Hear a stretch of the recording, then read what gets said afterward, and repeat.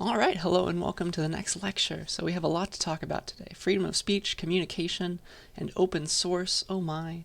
So we might as well go ahead and get started. The first thing that I want to talk about is freedom of speech on the internet, because that's a different place. That's a new location to want to have freedom of speech, because the internet is fairly recent, and maybe we don't have freedom of speech on the internet. Maybe it only exists in real life, in tangible things. So do we actually have this freedom on the internet is the question. And the answer is yes, more or less. So the one major thing that has been enacted, the laws that limit your freedom of speech, have to do with some censorship laws. There are a few of those, and they used to be passed, like, the argument was always, well, it's for the children. We're making sure that this does not appear on the internet, which kind of goes against freedom of speech, and a lot of those got thrown out in court, not all of them. And this is something that if you bought the textbook, I encourage you to read this chapter about it, because it's very interesting. Anonymity is another facet of freedom of speech, and that is generally protected on the internet, believe it or not. So that's maybe good news. So I guess I just want to talk about a lot of these things in detail. So let's start with censorship. Okay? So how do people censor things on the internet? What is like the equivalent of like banning a book in this virtual world? Okay? So let's talk about that. So a lot of censorship happens on like a search engine. And then of course there's censorship in websites themselves, but let's talk about both of these things, search results and websites. So I'm going to pick on China for this slide. For example, China has banned Facebook, Wikipedia, and Google the last time I looked it up. Sometimes they let them through, other times they just ban them again. So there's no telling if they're currently banned, but I'm going to guess that they are. And the idea was Google was following along with all of these kinds of bans. They followed Chinese law up until 2010. So Google was going and following all the rules of the Chinese government, asking them to take down things in their search results. And the argument was some access is better than no access. So Google was going off and saying, okay, anything that China wants to take down, I'm going to take down.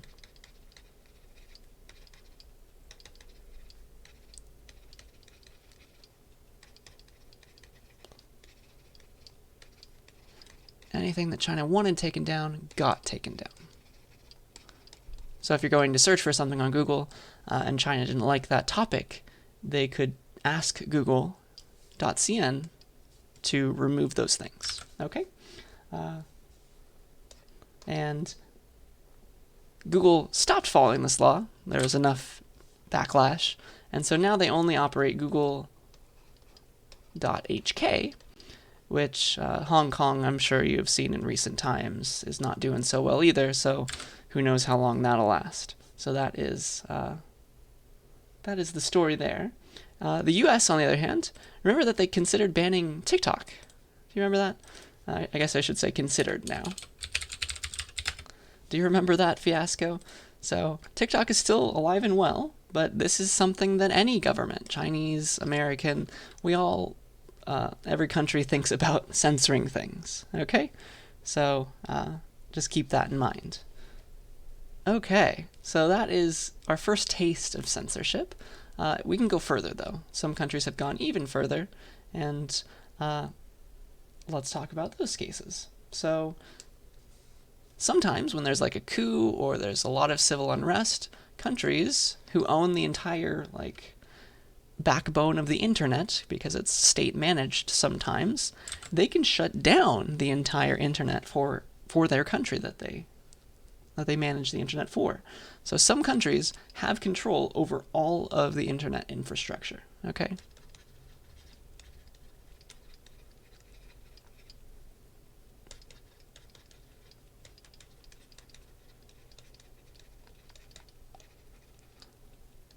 And some do not. Like here, it's a lot of privately owned places owning internet pipes.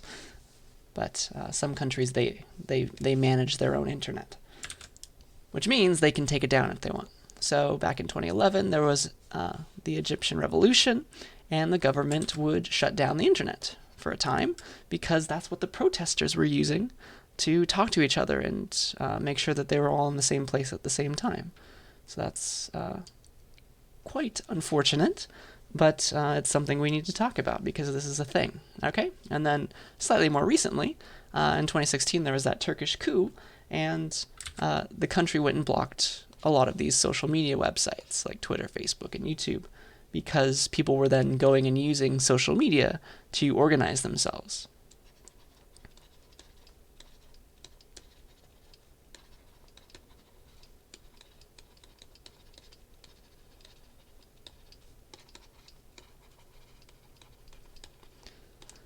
So some countries have this power, and they have definitely used it in times of unrest.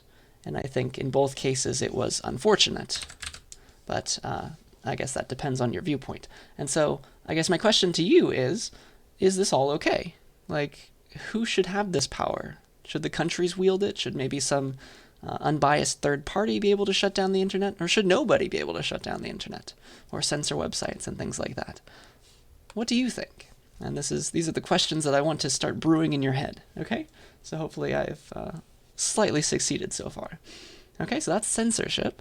Let's talk about another facet of freedom on the internet, freedom of speech, where you have the freedom to say whatever you want and nobody knows who you are, so anonymity. Let's talk about that. So should people on the internet, or just in real life in general, should they be allowed to be anonymous? Is that okay? Maybe if you don't put your name next to something, you can speak a lot more maliciously. You can be a lot more mean than somebody who has to sign their letters, right? With their real name and, like, address and phone number. Okay, so is this all okay? Should people be allowed to be anonymous on the internet? So here's one side of things, and your book talks about this. It's fun to think about. So satellite map data, that's something that is wonderfully available and free and very, very nice, in my opinion, because now I can see where I'm going when I want to drive somewhere. I'm like, okay, the color of the outside of this place is going to look like this, and I am happy about that. Okay? So some people, though, some countries, they don't like satellite map data being so freely available. For example, South Korea, they wanted, I don't know if they still want, so maybe I should be past tense here. So they don't like that the presidential house, all the power plants in the country, and all of their military installations were on the satellite view of, like, Google Maps. They did not like that. So they would prefer it if all this stuff were, like, hidden out so that their enemies, North Korea, would not, like, be able to figure out the exact GPS coordinates of their target, right? Or be able to see it and know what it looks like and prepare for maybe like a bomb dropping or something like that. So satellite map data is unfortunately available for everything. Okay, so I guess the question now is this a good thing? Like, should South Korea just have to suck it up and deal with this fact and maybe just secure their palace as much as they can? Things like that. So what would Kant say about this? Is it okay to always put your information on the internet? Should everybody be required to allow pictures of their house to appear on the internet with their GPS coordinates and a picture of their backyard and a picture of their car in the driveway? Is that okay? Should everybody always allow that? And I think Kant is a bit of a proponent of personal freedom, and so he would probably say, no, you shouldn't have to give into this, and it shouldn't be required for you to let this stuff stay on the internet. So I would say probably no here. But as you know, in this class, you can argue something the other way and be convincing still. But this is what I think that Kant might say. And then, what would Mill do about this? What would a utilitarian think about this topic? Like, well, should we allow some people to scratch their house off the internet? And he would probably waver between yes or no, depending on the utility, right? Because I can think of a good argument for yes, because yes, we should keep the satellite map data. Because the argument there would be, well, everybody who wants to drive somewhere and get somewhere would be able to see exactly where they're going. And there's a lot of utility there. It's something that I've used, definitely, like Street View and things like that. But then there's also a way that you could argue, no, like the utility for like the presidential house of potentially being the target of some kind of military bombing or something. That would be horrible, and maybe it should be taken off of every map. So maybe the utility there, especially for the president, is to have that taken away. So yeah, this is a bit of a dilemma, and the way that Google has seemed to resolve it is here is the presidential house on satellite view, and here is it off of the Street View map, or like the street normal map, colored map. So that's how they've reconciled those issues.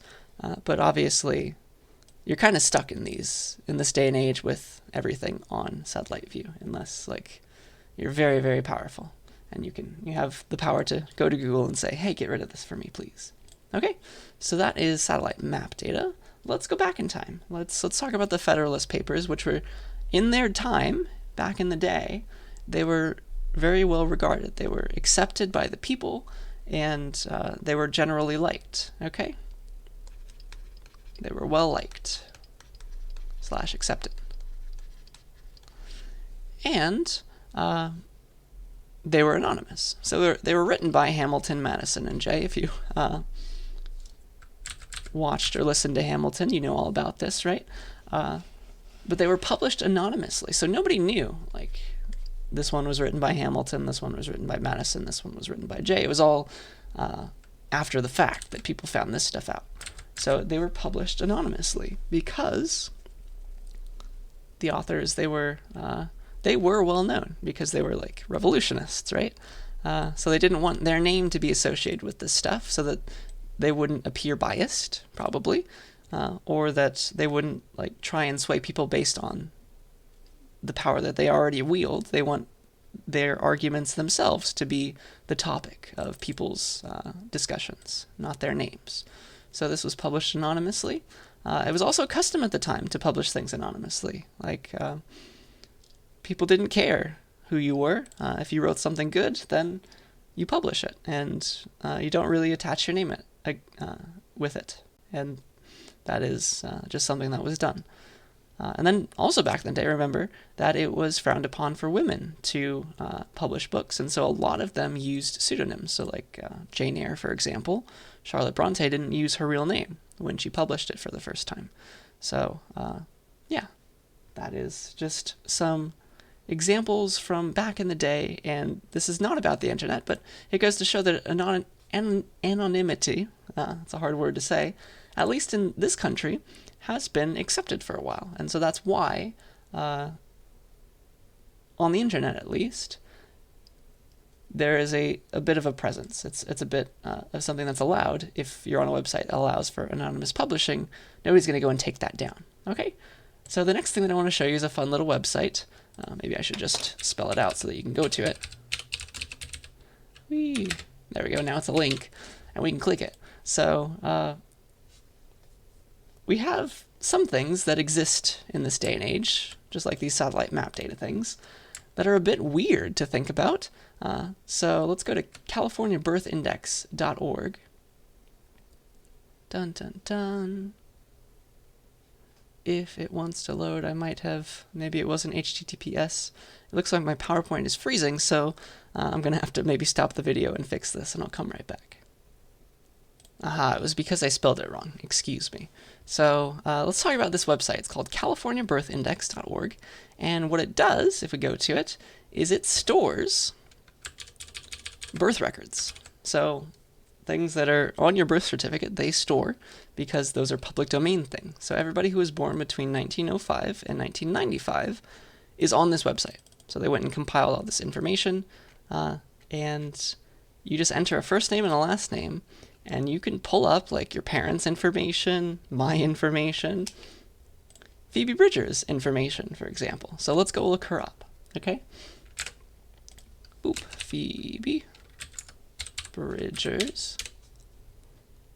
And what do you know? It shows her birthday, which is, of course, on Wikipedia, but it also shows her mother's maiden name, things like that. So this is all the information that they have for free in the public domain, and at least when I checked the first time, this information about her mother's maiden name was not on Wikipedia. So that was not something that was talked about or put out there. But this is something that was still available, which is very interesting to think about. So it just so happens that birth records, in California at least, are public domain. What? So I guess my question for you is, whoa, is this okay, firstly? And you'll probably have to think about that. Like, what would Kant say about this? What would Mill say about this? Should we always allow this kind of stuff, this kind of information? And yeah, so why in the world is this a thing? How does this help anonymity? Maybe we should change some laws, for example, if you are against this, or maybe this is a really cool thing if you're for it. But yeah, I encourage you to look up your parents. It's everybody who was born between 1905 and 1995, so like Phoebe Bridgers is on there, but like Billie Eilish is not. Okay. Open source movement. Let's talk about that now. So you may have never heard this word before, this word source. So let's talk about it. It just means source code, so like your programs. It's short for that. Short for source code, which is just the programming language version of a program. Okay, so just in case you were unfamiliar with that word, now you know. And so the open source movement, solves this problem. What if you don't trust some software that you use, or you don't trust any software ever because you think that it's all been made maliciously and they're trying to like track you over the internet or something? And also if you don't want to pay for it as well. So what can you do? What do you have to do? And the people who are asking these questions, they don't like the idea that a program is closed source. So that's the opposite of open source. It's closed source. For example, all the Microsoft programs, like Microsoft Office, is closed source. If I could write.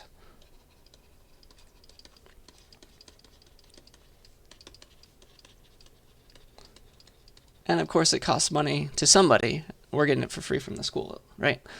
And closed source means you can't see how it was implemented. You just get a black box, which is the final compiled executable program. So it's like power pnt.exe, I think, at least on Windows.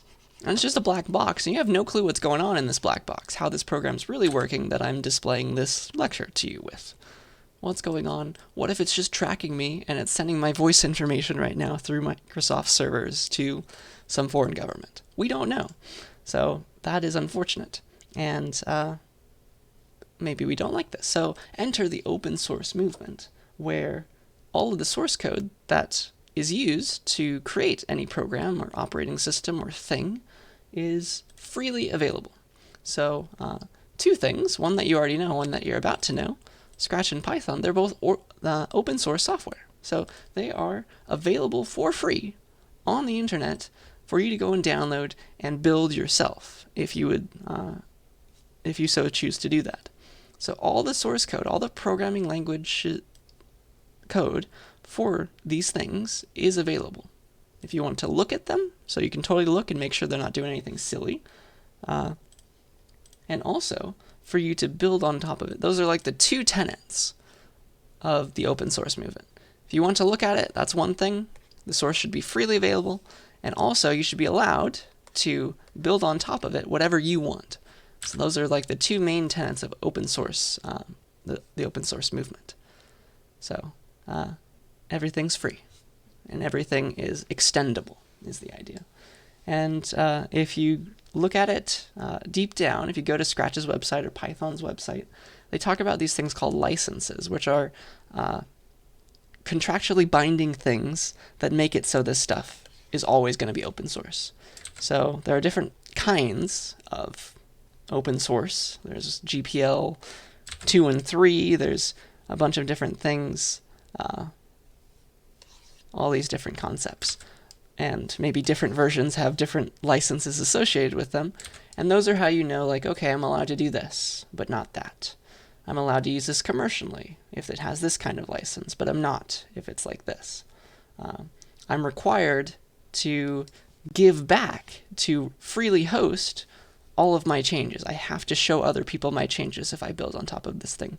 Some licenses require that. Others, it's like, okay, you build on top of it, you don't have to share that if you're using that commercially. There's different ways to do things, but it's all under this open source umbrella, where the idea is that we're giving away our software for free to anyone who wants to use it, and it's a beautiful thing.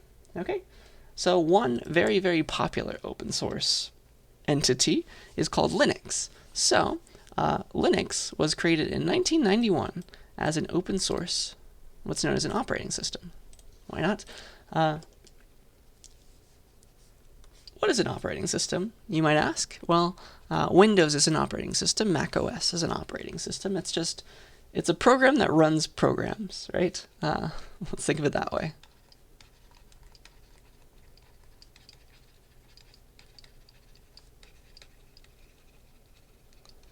For example, Windows on my computer right now is running Microsoft Office. It's running Firefox. It's running all these things, and it's managing all that stuff. So it's in charge of things like running programs, managing memory,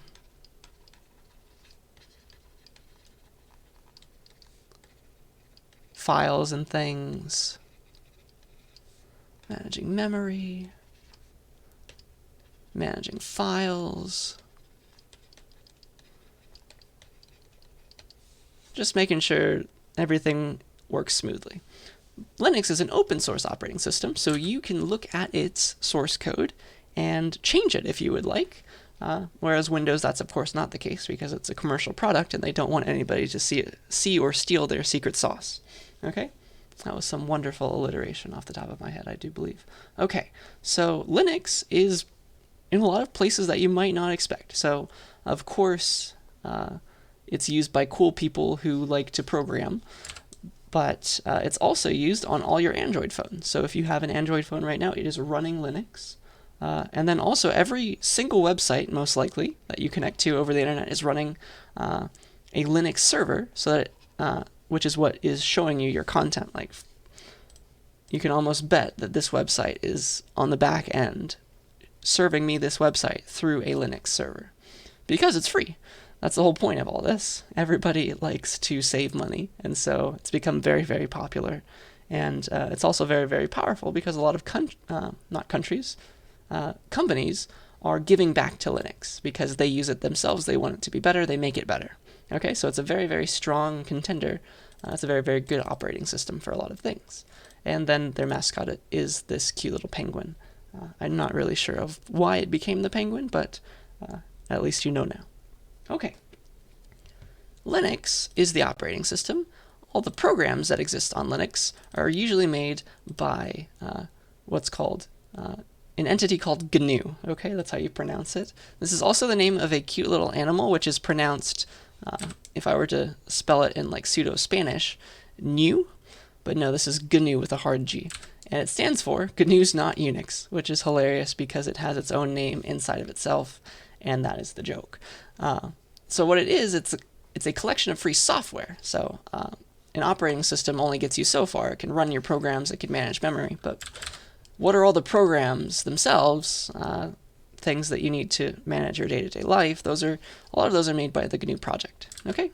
And so it's used to power Linux, and it's sometimes called GNU/Linux for that reason. One person who always calls it this is this man right here, which is wonderful. If you take CSCI 40 or later, we are required to teach you a Unix-like system, and we teach you Linux. So Linux is like the free version of an older operating system called Unix, which was made by AT&T. It's all very fun to talk about. I encourage you to come to office hours if you're interested, or look it up on Wikipedia. Okay, so yeah, just come to CSCI 40 if you're interested in this stuff. I will teach you more Linux than you probably want to know. Okay, and also you'll use all this GNU software on top of it. So yeah, back in the day, it was a weird thing to want to do this, to release source code openly. It's like, why would you do that? You're not going to make any money, dude. So it took a while for this to become popular, and GNU was one of the first people who were about this kind of thing. The project itself was founded by a man named Richard Stallman, and he is like the leader of the open source movement. He is a very, very interesting man, and if you look any of his lectures up on YouTube, you will know why. He just is very outspoken. He believes a lot of certain things, and everything has to be a certain way. So, very cool guy. What he believes is that all programs, every single one of them, including Microsoft ones, they should be free and have their source code available. He thinks that everything should be open source. It makes no sense for everything to be closed source. Like, Windows should not be making money. They should be donated to or something for the good of everyone. Okay, so this is in sharp contrast to a lot of things that you already know and love, like Adobe products, Microsoft products, Apple products, open source. But a lot of those companies, every one of them in fact, they use open source software inside of what they're making. Okay, so now you are well acquainted with this idea. All right, so the final part of this lecture, at least the final little subsection, is about intellectual property. We're going to talk about that some more because there is a lot to talk about. Okay, so let us get started there and see what intellectual property has to say about all this stuff. Okay, so it's a very difficult subject. If I haven't said that already, I'm saying it now. There are a ton of little corner cases where, okay, something is allowed, something is not allowed. Let me show you some of the greatest hits. Okay, that's what I would like to do. So one thing that you may have heard of, it's called fair use. Okay, and this actually comes up a lot in classes because you can teachers are allowed to like take a chapter out of a book, for example, and give it to their students. But there's a limit on how many pages, how many chapters, things like that. So fair use solves the problem of when should you be allowed to reuse works that have been copyrighted. Like somebody wrote something and it's currently copyrighted, or maybe it has recently fallen out of copyright, but like the owner's still alive and they can re-copyright it. There's just a big rabbit hole. So somebody made something and you would like to use it in some way. Maybe you'd like to cite it in your article. And when should you be allowed to reuse these things is the question. And the answer is a pretty nice one for the consumer because the US is very utilitarian about this. They think that it's a very good idea to put as much out there for everybody to use as possible. They want people to use all of these things as long as it's fairly. Okay, so essentially the rules are these. Something is covered, a reuse of a copyrighted work is covered if you don't copy too much of the work. That's one thing that's required. And then also, the use shouldn't keep the creator, the one who holds the copyright still, from making money. Okay? So as long as you stick with these rules, everything is fine. Okay? It is covered. This thing that you're trying to do is covered under fair use, and you can go crazy with it. So that is the idea. So that is fair use. And some examples are using book excerpts in class,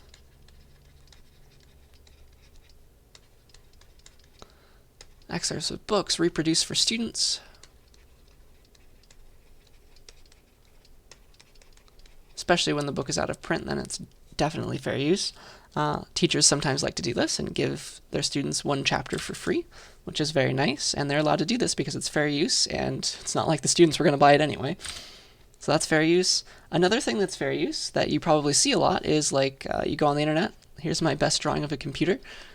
There's a screen, there's the keyboard, and then here's you on YouTube watching somebody like, I don't know, give their opinion on like a song or something. And so here's the song visually playing in the background.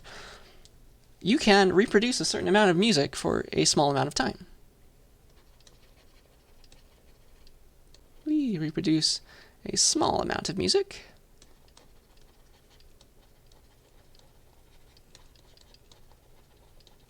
And get away with it.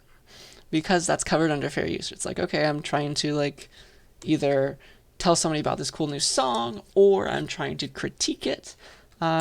that is all covered under fair use, okay, which is really fun to think about. And maybe you've seen it done before, but you didn't know why that was okay.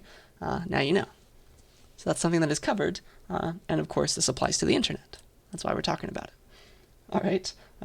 Finally, or almost finally, the next slide at least, let's play Is That Piracy, which is a fun topic. So, is it okay to record a TV show? You might know the answer to this, but maybe not. What do you think? Dun dun dun. That's actually surprisingly legal. Back in the day, there was a court case about this. They did not like back when this thing called VHS came out. If you are old enough to know what that means, tapes before DVDs, right?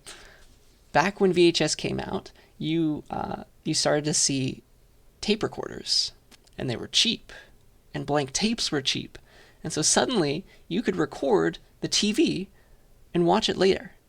What? That was a game changer. That was the first time that was ever possible, and a lot of companies thought that was a horrible, horrible idea, obviously, because it's their copyrighted content. They are putting it out there, and they want to make money from showing it and also not showing it so that people get, like, I don't know, they feel the suspense so that they're ready to watch it again. But it just so happens that the court case went in the viewers' way. So it sided with them, and this is surprisingly legal. It took a while to get there, though.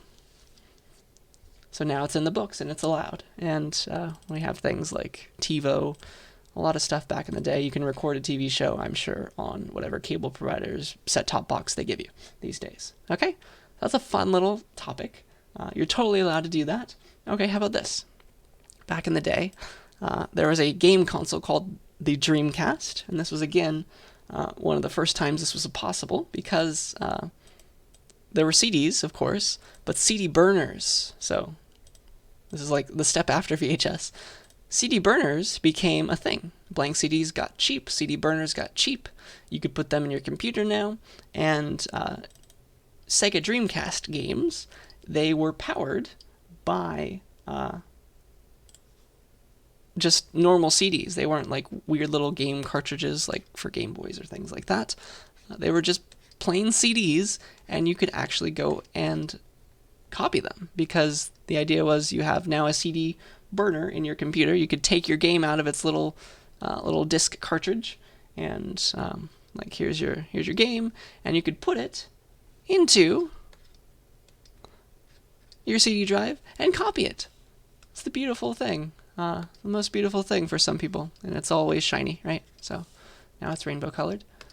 So that was a thing. That was possible to do. Is that okay? To copy your games using a CD burner. Drumroll, please. That's actually okay. That was totally fine. And the reason why this was fair use, assuming you didn't go and sell this later, which is of course illegal, assuming that this was fair use because you were creating a backup. And this is allowed for the same reason recording TV shows was allowed. Okay? There is court precedent for that. Isn't that interesting? So this is all okay. This is all well and good. Okay. Giving the copy to your friend now. Of course, I think you can imagine that is equivalent to stealing, and that is not legal. Nobody would be okay with that, because suddenly you have made something, you made a copy of something that costed money, and it's not just you who's going to gain from it, as like making a backup. So I think some of these might have surprised you. Maybe this one might have surprised you the most. That's something that I would not have known about coming into this class. Okay, if I were your age. So, this is just a bunch of fun stuff, and I want you to be thinking as I'm talking about all of this, is this okay? Why is it okay? If I agree with it, why is it not okay if I don't agree with it? I'm trying to make you very good arguers. Okay, that is my goal in this class for you. All right, let's talk about a different side of intellectual property. It's similar to copying, but not quite, because it kind of has to do with hardware now and things like that. It's called reverse engineering, if you've heard of that. So the idea of reverse engineering is you're taking something apart because you want to see how it's made. Okay? And this is actually okay. Courts have ruled in favor of reverse engineering some things, including old video game consoles, which are, of course, not sold anymore. And so what they're doing is they're converting hardware to software. It's very, very interesting to think about. Here is something called Dolphin. It's a very popular emulator for the GameCube or the Wii. So if you had one of those and you can't find one anymore, and you have all your old games that you can now back up on your computer, you can plug them in to your Dolphin emulator. So what it does is it took this thing, which was, I'm going to draw the GameCube as best as I can. It had little tiny games that would go in here. Boop. And what an emulator does is it takes this whole big box and it converts the hardware to software. Okay? So that's what the Dolphin emulator did. Converts hardware to software. So it pretends, this thing pretends like it's this box, and it can run these little tiny CD games. Or I guess they were tiny DVDs. But that's okay. And the reason why, the court's reason why, is the purpose of reverse engineering for a lot of people is to go and make new games for these old consoles that, like, you don't have a development console available anymore. That wasn't a thing. So the purpose was to make new games, which were creative works, and not copy the hardware to resell it. Okay, there was no money being made. It was just an intellectual effort. Okay, just to see if we could do this cool thing, so we could run our old games, but also make new games, and that was the key. Okay, so that's why reverse engineering, believe it or not, is totally fine even for video game consoles. Okay. So that is fun, and people are trying to fight this, okay? Apple, for example, they don't like when you take their stuff apart, but currently you are allowed to. Okay? That brings us now to this wonderful, wonderful concept called DRM. It stands for Digital Rights Management, and it's just a little weird. I don't know. A lot of people disagree with this thing, so let me tell you about it. It is... It's just a bunch of different little things. It's software techniques, hardware techniques. Whatever it does, these things control uses of intellectual property in digital formats. So for example, like you want to listen to a song, back in the day, if you bought it from Apple inside of iTunes, they would make sure that it belonged to your account. Otherwise, it wouldn't let you play it. Okay? So you can think of DRM as this little box that's like, okay, if you ask it, hey, can I play this? Like for a song, for example. Hey, can I use this? Maybe for anything. Hey, can I use this thing, this digital thing? Then DRM is going to be the final person who has the say of saying, yeah, yes, you can. This all checks out. Your account is okay. Or no, like you might have stolen this. I don't think that this is right. I'm not going to let you play this song, for example. Which is very interesting. It allows the producer of the content to control the use of that content, which maybe if you're the content maker, that's a good thing. Who knows? So there are some downsides, though. Some video games, they're rendered unplayable when the DRM servers shut down. So maybe there was a game that... came out 10 years ago, for example, and it had a bunch of DRM servers that you connected to if you ever wanted to play the game to make sure that your game was legally bought. But 10 years later, they can't, not a lot of people are playing the game, and all the servers got shut down. And now because your game, if you really do want to play it still, you have to contact that server, it's going to not let you play it at all. Ooh, that burns you pretty badly. So a lot of people are of the opinion that DRM is a bad thing for reasons like this. And then also textbooks, for example, are a very good example of people who like to use DRM a whole lot. Because if you buy a virtual textbook that is backed by some kind of DRM thing, like you have to log in to be able to read this textbook, it's only associated with your account and your account only, and maybe it expires in a few months, you can't resell it. You can't resell a virtual textbook.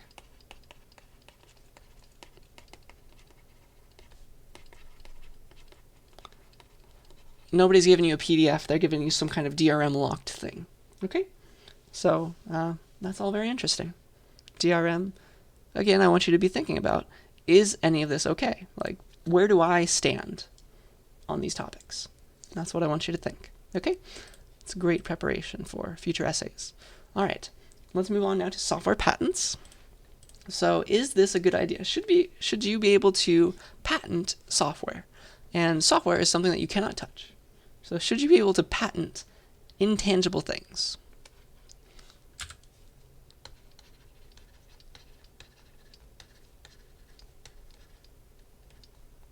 That is an A. To patent untangible things, things that you cannot touch. Whee.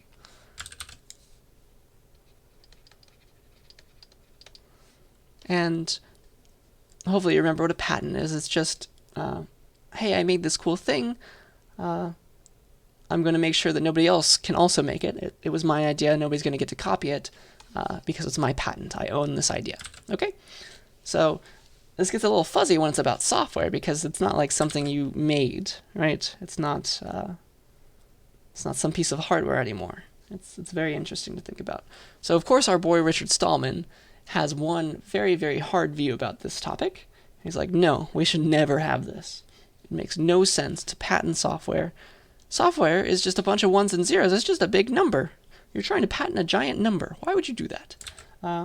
So let's talk about a few arguments. Here's one for and here's one against. An argument for software patents, maybe the software creators, well, they're getting paid a lot more often because people aren't stealing their stuff. So people have to go to them, and they're going to make money that way. And also, a side effect of that is that you can't steal or copy your software as easily because then they can go after you and have like legal recourse because you now are using their patents illegally. You're infringing on their patents. Okay? That's the idea. But again, there's arguments in both directions. A nice argument against software patents is, well, software, it's just an idea. Like, anybody should be allowed to recreate that idea. So you're telling me that I can't go and spend a few years and recreate every little piece of Photoshop myself. Why shouldn't I be allowed to do that? That makes no sense. That's, I'm just taking an idea and recopying that. It's my code. I made brand new code for this. Why am I not allowed?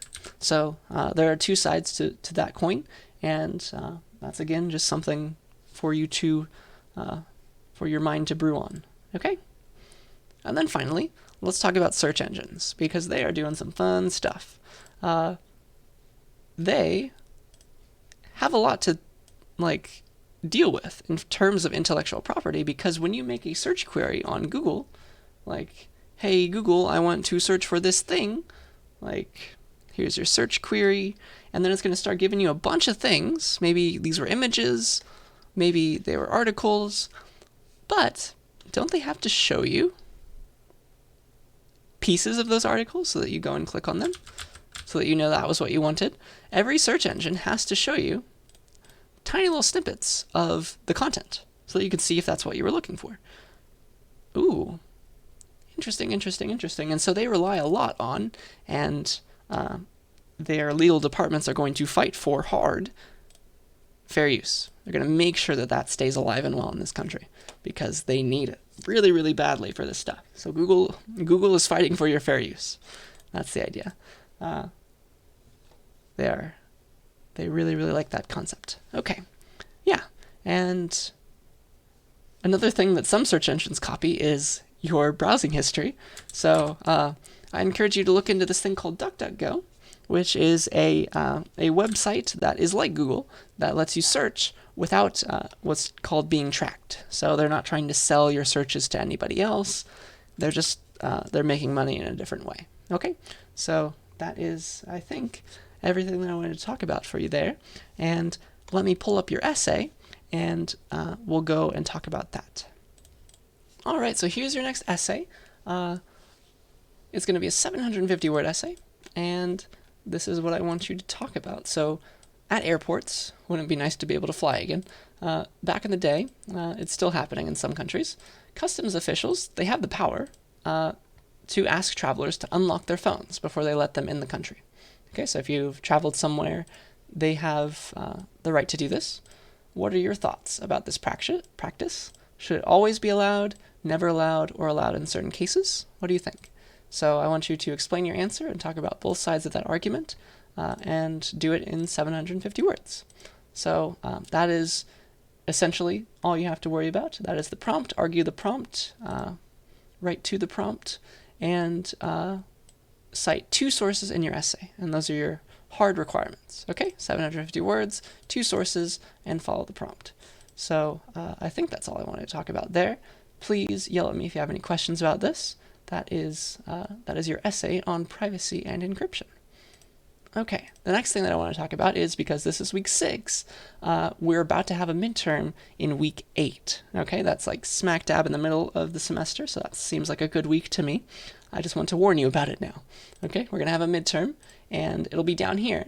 I'm going to eventually release all of these modules to you, but eventually I'm going to release this one that says midterm. It will eventually hold the midterm itself, but right now it holds midterm info, and that's what I'm going to allow you to see while I'm still working on the questions, of course. So here is the midterm info that you should know about. So the midterm, it's going to be made available on Canvas between 2:30 p.m. on March 4th and 5:30 p.m. on March 5th. Those are a Thursday and a Friday. That's a Thursday and a Friday, the 4th and the 5th. So you can start whenever you want within that window, but you have to take it right after you click start, and it's timed. Okay, it's going to be like a normal class time, so an hour and 15 minutes to take the exam once you click start. So definitely start by 4:15 on the 5th if you want to ensure that you have the full time. Okay, so that is info about the midterm. The topics are going to be up to and including week 7. Most of the points are going to go towards an essay question. Okay, so you can expect to write some text on the midterm, and that will be the bulk of your credit. The format is going to be a few fill-in-the-blank / short answer questions, and then an essay question. That's about it. Yeah, so it's going to be open book and open notes, of course, so you can go back, watch lectures as you're taking the test if you want, but it's not open Discord, okay? So don't talk to another human. That is cheating, okay? I have made you a cheat sheet that I don't think is currently up. I'm going to make sure that it's up right now, but here is, this one. Here's the midterm cheat sheet that I'm going to give to you. It's going to look like this once you click on it. It has your logical operators and your logic gates, so those will definitely come in handy on the midterm. You can expect to see some questions about those things. Okay, so take advantage of that cheat sheet, and that is your essay and your midterm. Do yell at me if you have any questions about this stuff, but I think that's everything that I wanted to talk to you about. So I will see you now in the programming lecture.